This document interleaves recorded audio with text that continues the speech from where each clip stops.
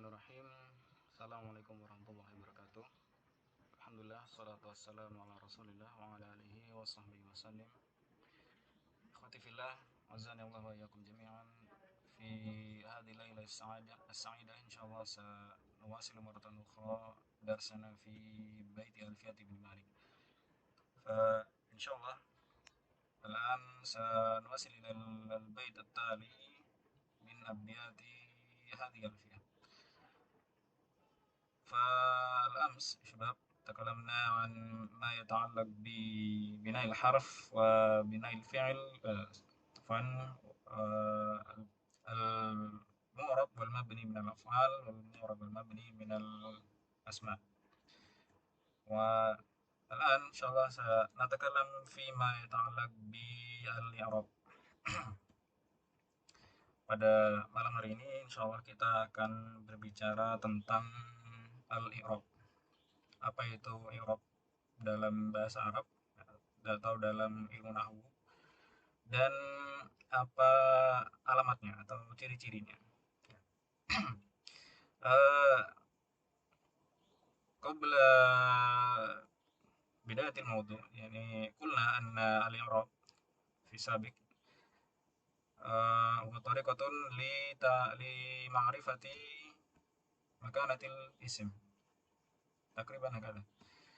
Sudah pernah kita sampaikan ya bahwa ya sesuai sebagaimana yang Anda sendiri pahami bahwa i'rab ini bisa dibahasakan dengan metode ataupun proses kita mengetahui kedudukan daripada sebuah kalimat gitu dalam bahasa Arab. Nah, apakah kalimat itu objek atau subjek atau huruf atau kata kerja dan lain-lainnya. Oke, sekarang insya Allah kita akan bahas panjang lebar di pertemuan ini. Baik, الآن سنتكلم في بيت ألفية بن مالك. قال المؤلف رحمه الله الناظم: والرفع والنصب إجعالا إعرابا لاسم وفعل نحو لن أهابا والاسم قد خصص بالجر كما قد خصص الفعل بأن ينجزم فارفع بضم وانصبا فتحا وجر كسرا كذكر الله عبده يسر واجزم بتسكين غير ما ذكر ينوب نحو جاء أخو بني نمير. Di bait ini beliau Imam Ibnu Malik menjelaskan bahwa di sini ada yang namanya i'rab dan alamat-alamat i'rab. Oke, sekarang i'rab sendiri itu apa? Al-i'rab wa fil lughah wal ibana. I'rab sendiri secara bahasa itu artinya adalah al-ibana atau penjelasan sesuatu yang awalnya tidak jelas menjadi jelas. Maksudnya di sini yang jelas adalah apanya? Dalam rangkaian susunan kalimat bahasa Arab yang menjadi jelas adalah kedudukannya. Apakah kata itu termasuk ke dalam kata kerja, apakah kata benda atau huruf atau objek atau subjek dan lain sebagainya itu. Fil istilahil masyhur huwa at-taghyir awakhir al-kalim li ikhtilafil awamil ad-dakhilati 'alaiha zahiran aw taqdiran. Nah, dalam definisi istilahnya, al-i'rab adalah, silakan disimak baik-baik, taghyiru awakhiral kalim, perubahan kondisi akhir setiap kalimat dalam bahasa Arab. Likhtilafil awamil ad-dakhila 'alaiha. Kenapa kok harokat akhir itu berubah? Karena likhtilafil awamil. Karena ada sebab-sebab yang berbeda juga. Faktor-faktor yang mempengaruhi perubahan itu. Zahiran atau takdiran. Baik perubahannya itu tampak, bisa kita lihat dalam kalimat seperti ini ya. Seperti mana ya? Seperti ya ini, seperti ardin, bisa ardun, bisa ardon, bisa ardin. Nah, harokatnya bisa kita lihat, ada tampak harokat di sini. Atau takdiran, harokatnya tidak bisa kita lihat, di huruf terakhirnya ada harokat, sama suma, sorry, ardin wa suma. Nah, ya. Ya, itu adalah definisi dari i'rab sendiri, bahwa i'rab itu adalah sebuah proses ataupun metode analisis kalimat dalam bahasa Arab, ya. Atau yang dianalisis adalah perubahan-perubahan harokat akhir yang ada dalam kalimat itu. فنجد من خلال هذا التعريف ثلاثة الضوابط المهمة. Dari definisi itu kita mendapatkan 3 dawabit. Dawabit itu apa ya? Prinsip lah ya. Kita dapat beberapa prinsip penting atau batasan, patokan ya, yang perlu antum garis bawahi. Yang pertama adalah taghyiru awakhirul kalim. Perubahan akhir sebuah kali atau kalimat-kalimat. Jadi min khilali hadhil qit'ah min at-ta'rif na'rif anna al-i'rab yani yatarakkas fi awakhir al-kalim wa lam yatarakkas fi awail al-kalim. Nah, kita tahu dari potongan definisi ini bahwa i'rab sendiri itu berfokus pada ilmu i'rab ya. Ilmu i'rab itu berfokus pada bagian akhir saja dari setiap kalimat bahasa Arab. Zaidun, dunnya, bukan zainya, bukan ya-nya, bukan ya, jadi bagian akhirnya saja. Kemudian likhtilafil awamil ad-dakhil 'alaiha. Dobit yang kedua adalah sebab kenapa kok berubah? Karena ya juga ada faktor-faktor yang menyebabkan perubahan itu. Apa saja faktornya, nanti kita pelajari. Ya. Na'rifu anna hadha at-taghyir hasala bisabab min al-asbab lafdhiyatin aw ma'nawiyyah. Nah, jadi berubahnya harokat akhir dalam setiap kalimat itu adalah sebab ada faktor-faktor yang lafdhiyah. Lafdhiyah ini maksudnya bisa kita lihat ya. Misal nah ini marortu bi Zaidin. Kenapa kok di sini bisa Zaidin? Karena di sini ada huruf ba, huruf jar. Nah, ini bisa kita lihat lafdhiyan. Ya, ada di sini penyebabnya. Nah, kan tetapi au ma'nawiyah atau faktor perubahannya itu tidak bisa kita lihat ataupun tidak tertulis ya. Misalkan ada kalimat-kalimat yang dia itu harokat akhirnya berubah karena kedudukannya. Tuh. Misal Ja'a Zaidun. Zaidun. Nah, kenapa kok dun? Apakah ada huruf rofa? Enggak ada huruf rofa ya. Kayak dorobtu Zaidan. Nah, kenapa kok Zaidan? Apakah ada huruf nasab? Ada anna, ada kai, idzan, ya. Enggak ada, enggak bisa kita lihat. Kita lihat kan.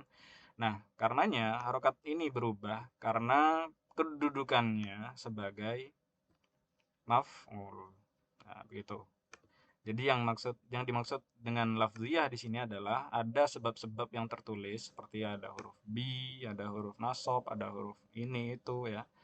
Ada sebab perubahannya itu juga maknawiyah.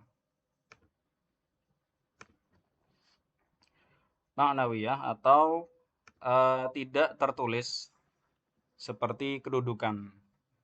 Jadi kedudukannya di apa itu mempengaruhi berubahnya harokat akhir.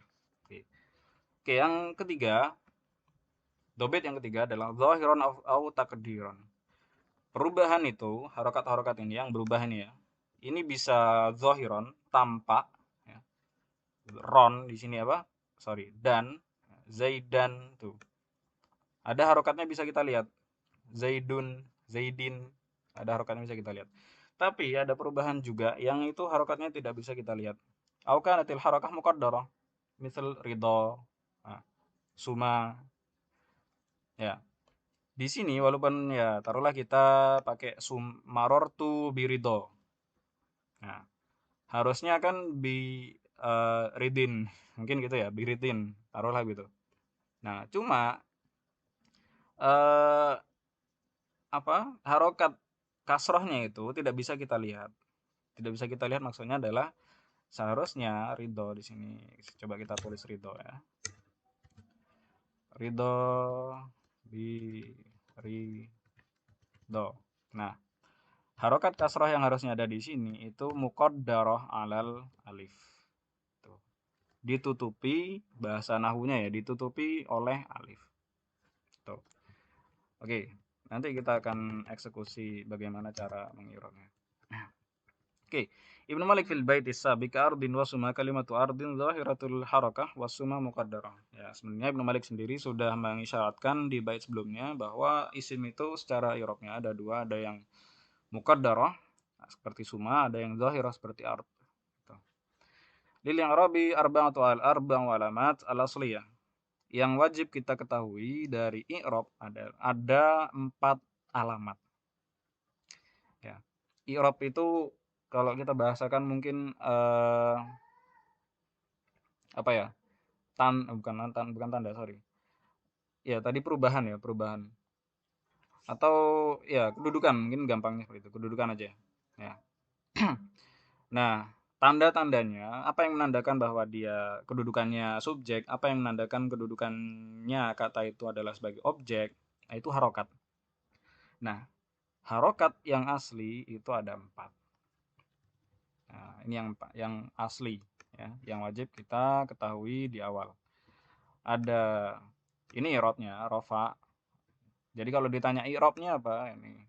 Rofa, nasab, al-jar, al-jazm itu i'rabnya. Nah, alamatnya ini dhammah, fathah, kasroh, sukun. Nah, ini adalah alamat-alamatnya atau tanda-tandanya, harokat-harokatnya. Nah, alamat asal karena nanti ada alamat cabang. Ada yang dia rofa dengan ya, ada yang dia rofa dengan alif. Sorry, bukan ya. Alif. Ada yang rofa dengan waw. Ya, gitu. Ya, asalnya atau settingan awal ya. Originalnya alamat i'rab itu ada 4 ini. Pertama rofa itu adalah dhammah, harokat asalnya. Nasab itu dengan fathah, jar dengan kasroh, jazm dengan sukun. Ini adalah harokat-harokat asal daripada i'rab. Nah, di sini Ibnu Malik menjelaskan itu semua dalam baitnya kadzikrullah abdahu yasur. Istamatil amsilatul i'rabiyatu fi qaulin nazim kadzikrullah abdahu yasur. Sebenarnya perkataan beliau ini kadzikrullah abdahu yasur itu punya beberapa makna. Ini kalau mau teman-teman perhatikan ya. Jadi ini kita i'rab. Kalimat k ini kan harfu jar. Harfu jarrin mabniun 'alal kasri. Ya, mabniun 'alal kasri. Kadzikrullahi. Kok di sini ru? Kan harusnya ri. Kadzikrillah gitu. Kamitsli. Laisa kamitslihi syai'. Tapi di sini ru. Kadzikrullah. Kenapa kok ru? Nah, kita lihat. Kalimat dzikru tumatsilu 'anil raf'i wa lahu wajhan. Nah, ternyata perkataan kadzikrullah ini bisa dibaca dengan dua cara. Atau bisa kita i'rab dengan dua cara, dua i'rabnya. Yang pertama adalah bahwa zikru di sini adalah isim majrur. Jadi kadzikrillahi. Nah, sorry. Isim majrur bil kasrah al muqaddarah ala dhammati mana min dzuriyah al hikayah. Jadi memang zikru di sini seharusnya zikri, kadzikrillahi. Cuma mana min zuhuriha al hikayah. Kasrohnya itu tidak bisa tampak karena hikayah. Maksudnya apa ya? Karena hikayah ini seperti kita bilang kayak di sini, kakaulika zikrullah. Nah, gitu. Jadi kalimat tidak langsung. Nah, begitu. Karena ini merupakan bentuk kalimat tidak langsung. Kalau kalimat langsung mungkin bisa dikatakan kadzikrillahi abdahu yasur. Karena katakul kakaulika zikrullahi. Nah, begitu. Jadi sebenarnya di antara dengan zikru ini ada kata kaul. Kakauli zikrullahi. Begitu. Oke, itu yang pertama. Yang kedua, annahu mubtada'un wasmul majrur mahdhufun takdiruhu qaulika. Nah, ini ya, betul. Seharusnya ini di sini, sorry. Nah, jadi bahwa zikru ini adalah mubtada dan abdahu yasur ini adalah khobar. Nah, antara ka dengan zikru ini ada qaulika sebenarnya. Tapi dibuang, mahdhuf. begitu. Falidha ghayatul mu'allif huna at-tamtsilu lirraf'i fi dzikru. Karena mu'allif sendiri tujuannya menuliskan ini adalah untuk memberikan contoh rofa. Jadi zikru, bilangnya zikru bukan zikri.